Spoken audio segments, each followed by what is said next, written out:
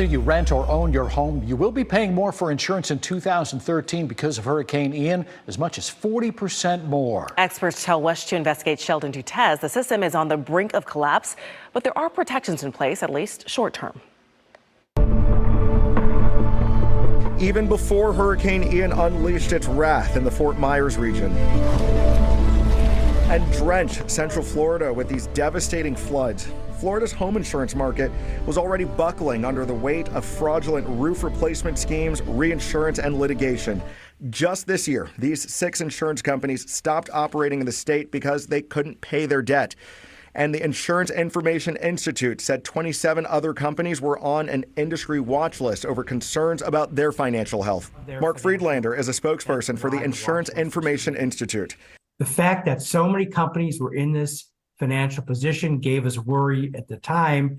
And now, with the expense pressures of claims filing combined with expected high levels of litigation related to Hurricane Ian, this could drive some of these smaller, struggling insurers out of business. Before Hurricane Ian, the Institute determined that Florida homeowners were paying on average $4,231 just to insure their homes. That's about 3 times higher than the national average. Earl Madison isn't paying that much. He says his premium is about $3,000 a year for his house in Orange County. But like most Floridians, it is a lot more than he used to pay. What was it about 2 years ago?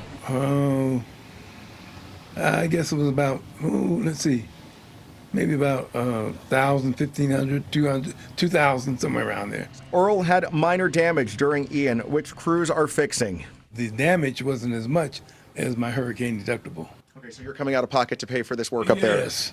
And he's bracing to possibly spend even more money. Homeowners across the state could feel Ian's impact for years to come, regardless of how their homes stood up to the storm. We expect the average increases to escalate after Ian starting in 2023, where increases over 40% or more could be very common across the state on average. Oh, no, 40%, that's, I don't think so. I'll have to be putting out more money to somebody else rather than having it in my own pocket. We are confident that Florida's insurance market will even become more unstable going forward. Unstable how? In terms of the financial position of smaller regional insurers. But keep in mind, from now until November 28th, your insurance company cannot cancel your policy or drop your coverage. Now, if your policy would have been canceled during that time, your insurer still has to cover you through at least November 28th.